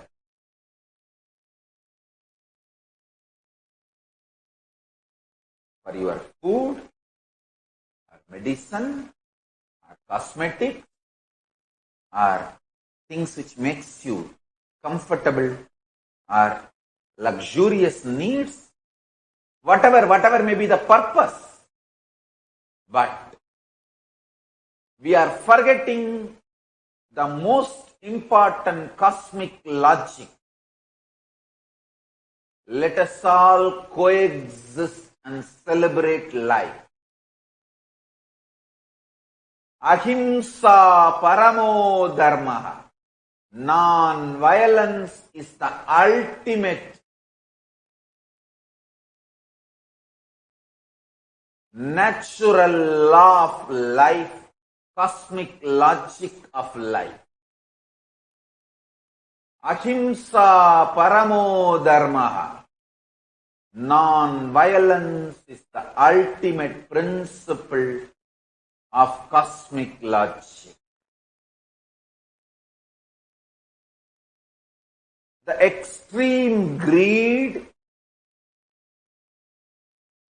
is making human beings possessive of planet Earth, and just for our taste buds, we are ready to kill billions of animals. It is not even to satisfy the hunger. Satisfying the hunger, keeping yourself healthy, is verily possible with vegetarian lifestyle, with plant-based diet, food and lifestyle. We all know planet Earth cannot afford any more meat-based lifestyle.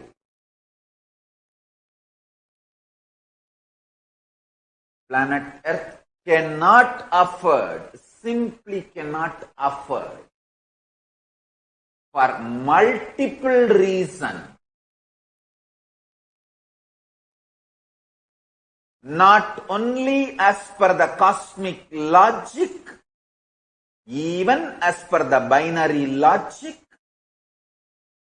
planet Earth cannot afford meat-based lifestyle, killing animals, killing life for our taste buds is no more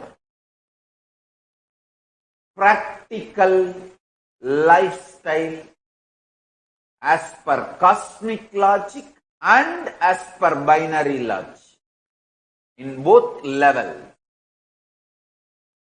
whether the amount of grain, water, land, resources needed for producing meat, or the amount of pain, suffering, torture, cruelty caused while you are killing the animals for your food or for milk. Understand? Milk comes from the industry which is most violent. Large quantity of milk supply is from violent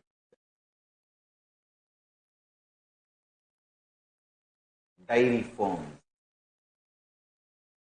It's very little, almost negligible quantity only comes from non-violent goshala.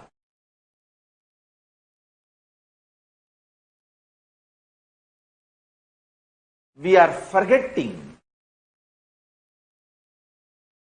the pain, karma, suffering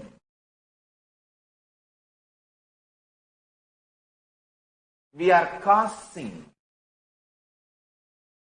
as per the cosmic logic to the world, and the amount of resources spent on producing meat, even as per the binary logic. In both levels, as per the cosmic logic and as per the binary logic, in both levels, meat eating lifestyle is impractical.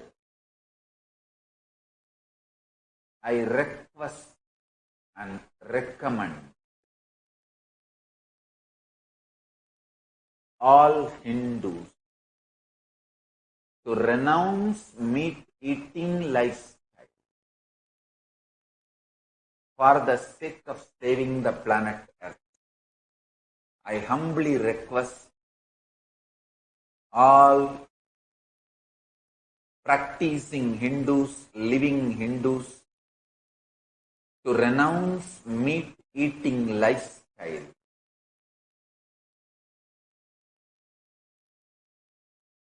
To save planet Earth.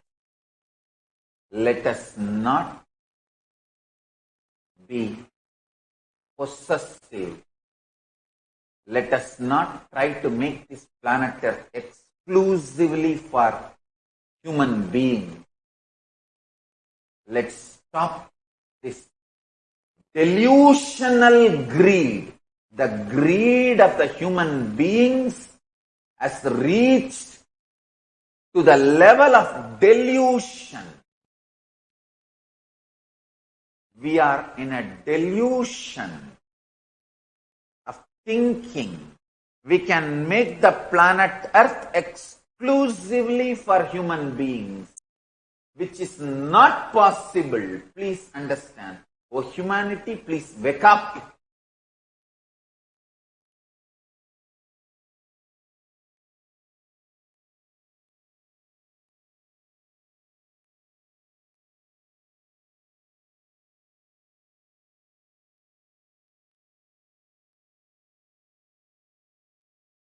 The 3-year research project published in the Lancet, leading scientific journal in UK, outlined what a panel of nutrition, agriculture and environmental experts believe is the best way to eat for our own health and planet's health.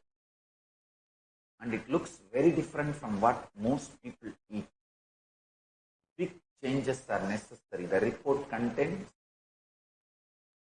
it recommends a plant-based diet based on previously published studies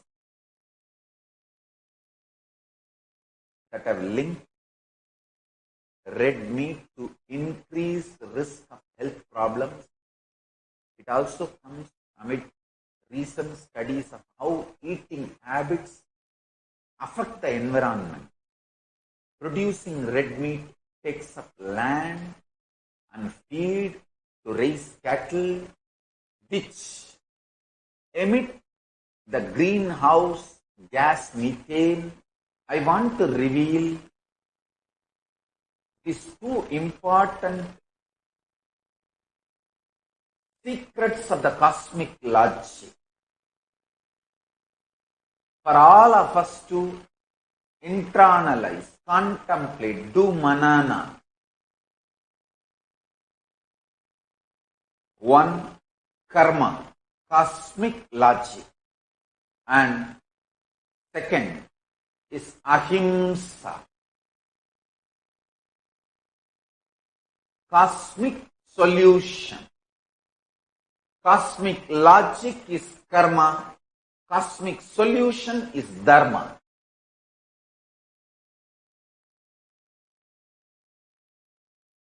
The karma you need to understand, and the dharma you need to understand. Ahimsa, Chandogya Upanishad beautifully describes ahimsa.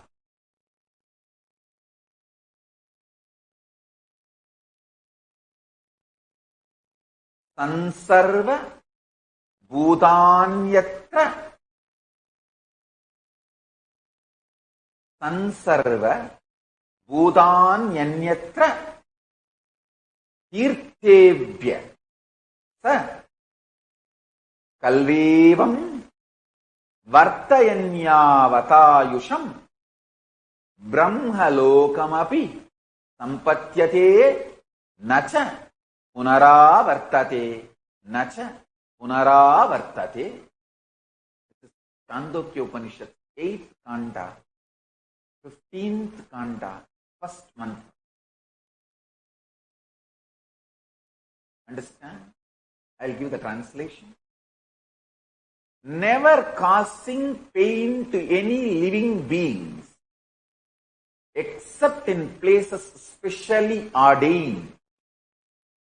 One who behaves thus throughout life reaches the abode of Brahman does not return, does not return means if you decide a non-violent lifestyle, you reach the highest existence and you never need to fall into the lower existence.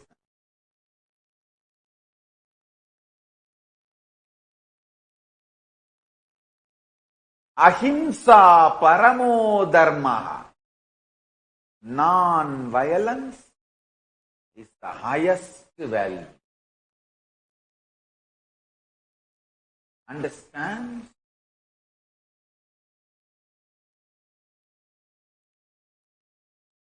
Cosmic logic is karma. Cosmic solution is dharma. I will reveal various sacred secrets from cosmic logic and cosmic solution.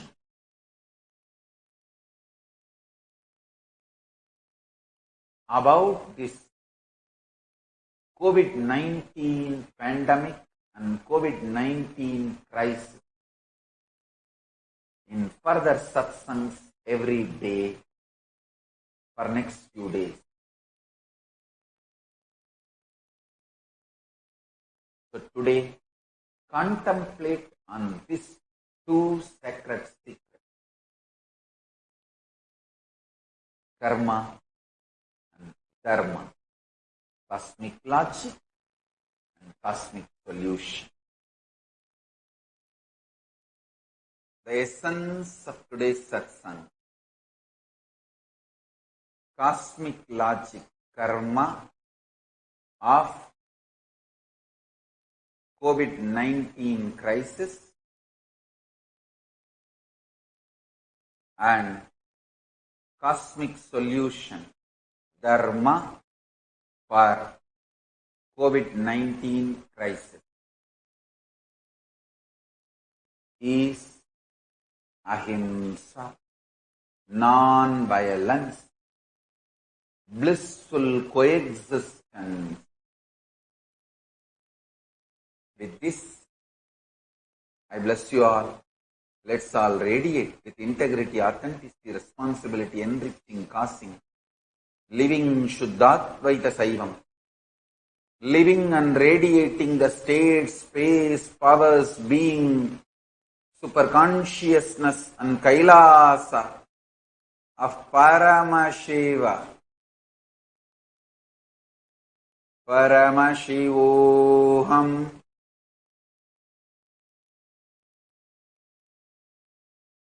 Om Nithyananda Paramashivoham.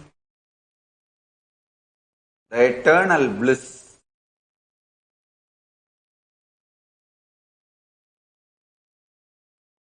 Nithyananda. Thank you. Be blissful.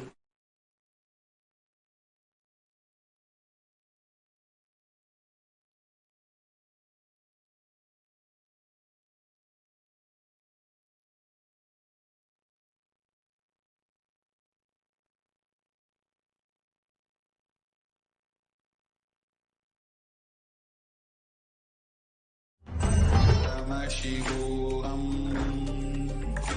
Om Nithyananda Paramashivoham. Om Nithyananda Paramashivoham. Om Nithyananda Paramashivoham. Nithyananda Paramashivoham. Om Nithyananda Paramashivoham. Om Nithyananda Paramashivoham. Om Nithyananda Paramashivoham.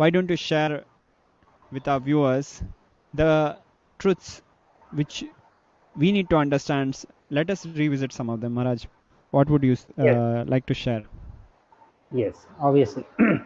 So, Supreme Pontiff of Hinduism, our beloved Guru, Swamiji shared so many of the concepts, some of the cosmic logic of why this COVID pandemic has come. See, some of the people may be thinking, what is the cosmic logic? What is the individual logic? So, logic generally, what we consider in the modern world. Many of us know the meaning of what exactly logic means. And the cosmic logic is the exactly it means the multidimensional logic, the truth from the cosmos. So when we say the cosmic logic, the logic with which cosmos functions, so with those logic, the Supreme Pontiff of Hinduism gave us the reasons which are the reason of why today the world is facing COVID-19. And one of the main reason that he focused, emphasized, is the karma of the human beings and how they can actually also have the prayaschitta, how they can do the prayaschitta, which is not sin. In the sin, it always comes that you have to go through the results of your karma. What you did, you have to go through it. There is no, it's a kind of a punishment. And but in case of prayaschitta, you can actually align back by doing. You can actually get back to the integrity by aligning yourself to the reality. So you need to do certain practices to get back to the reality. You don't need to suffer. You don't need to go through all the karmic effects of all those things. So very beautifully, Supreme Pontiff of Hinduism explained about the karmic theory, the karma itself of the COVID-19, and also he gave the solutions for this problem, for this pandemic.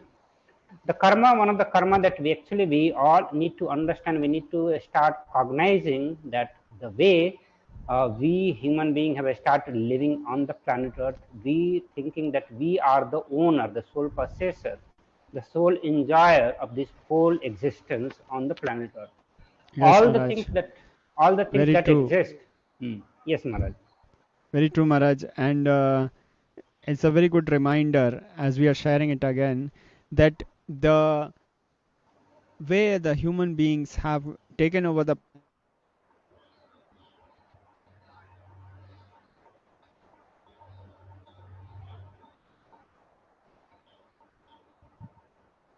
Your audio is not coming clearly, Maharaj. So,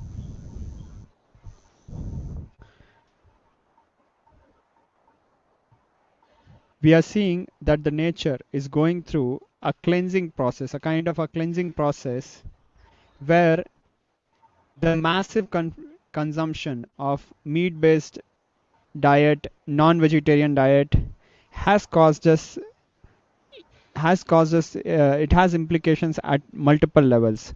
One is the cosmic karma which the human beings are incurring in a joint way, in entirety. Another is at an individual level, how it impacts each one of us. For example, when we consume non-vegetarian food, the effect of depression is more profound on us. No wonder such a huge percentage of the mankind is going through depression and other disorders. So it's a time when we really need to look in and adapt the Hindu strategies, which is, for example, living in self-sustained ecosystems, having a low footprint, living the five vows, living aparigraha, asteya, satya, living in a minimalistic lifestyle, enriching others, taking responsibility, living like conscious beings and not just like we are here to hoard and exploit the planet. This is a time when we need to take responsibility. We might not be the cause for the pandemic, especially Hindus, we might not be cause for the pandemic, but we need to take responsibility for what is happening right now. exactly. Because as a Hindu, we may not be responsible. Not all the Hindus would be responsible. Not with the cause. Sorry, we may not be the cause, but we need to feel responsible as we are the one who inherits the knowledge which can heal the problem of the humanity at large and at the individual level both. And that's why we need to feel responsible. We need to save the world. As a Hindu, we have seen 6 major great deluges happening on the planet. 5 times the earth has been completely wiped out, and it's clearly recorded into many of our Purana, the Hindu histories. It has been very clearly recorded about all these great deluges that had happened, and we know the science how to protect ourselves, how to save the humanity. And because we are so experienced in this, and our rishis have very well recorded how to face such great deluges and the various deluges that has happened on time and again on the planet Earth, our rishis, and that's what Swamiji gave as a solution to all of us, because Swamiji, he knows the essence of all the Vedas and Agama, all the 100 million scriptures.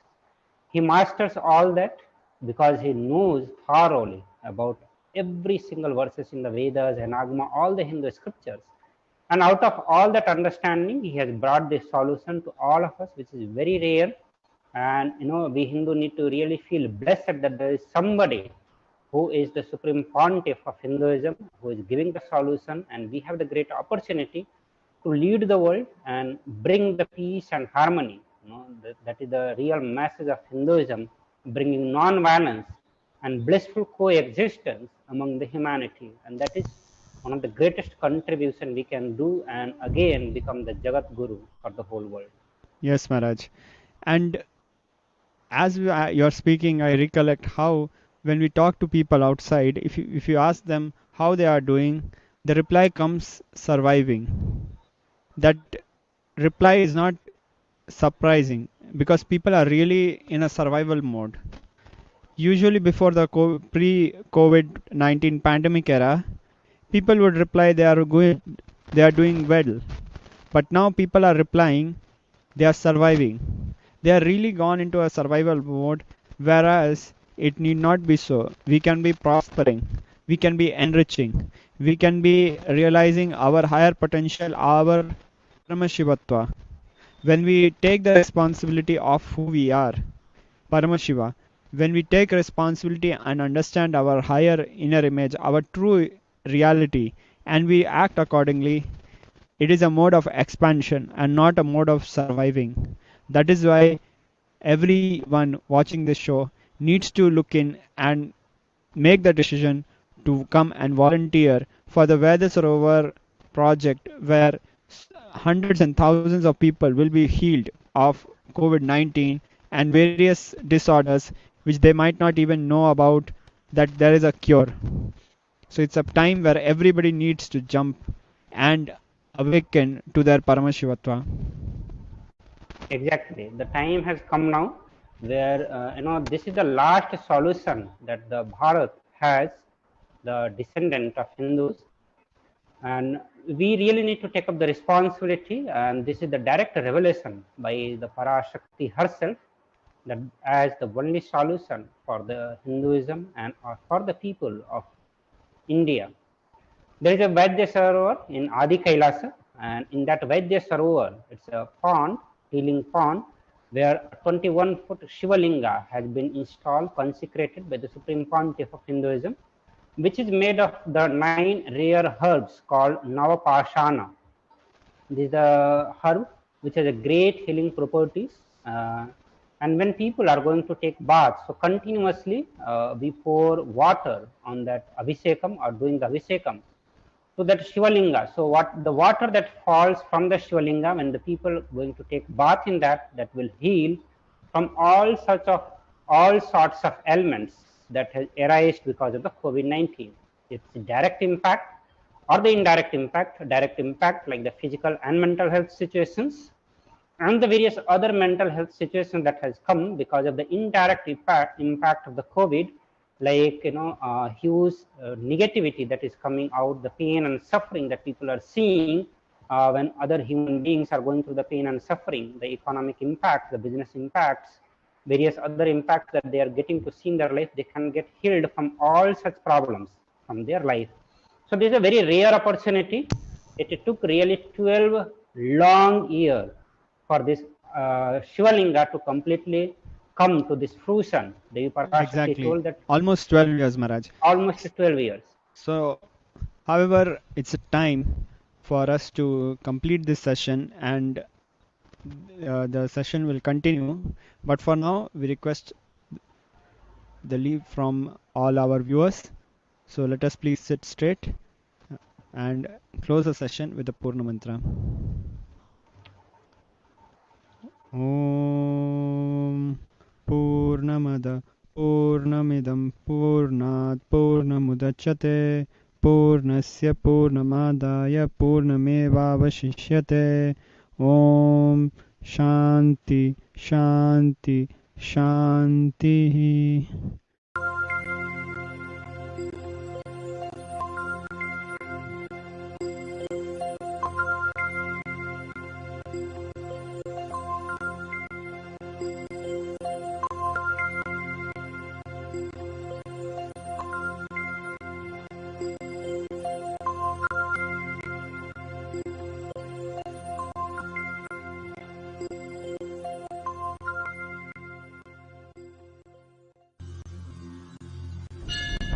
அஞ்சலென்றயா பயம் தரும் லிங்கம் ஆனந்த நித்யன் தந்த ஆனந்தலிங்கம் இனி நீக்கும் இக்காக்கும் ஞான ஒளியாக பூத்த நித்யானந்தன் தந்த உயர்லிங்கம் ஆதிலிங்கம் ஜோதிலிங்கம் அற்புதலிங்கம் ஞானலிங்கம் நித்யன்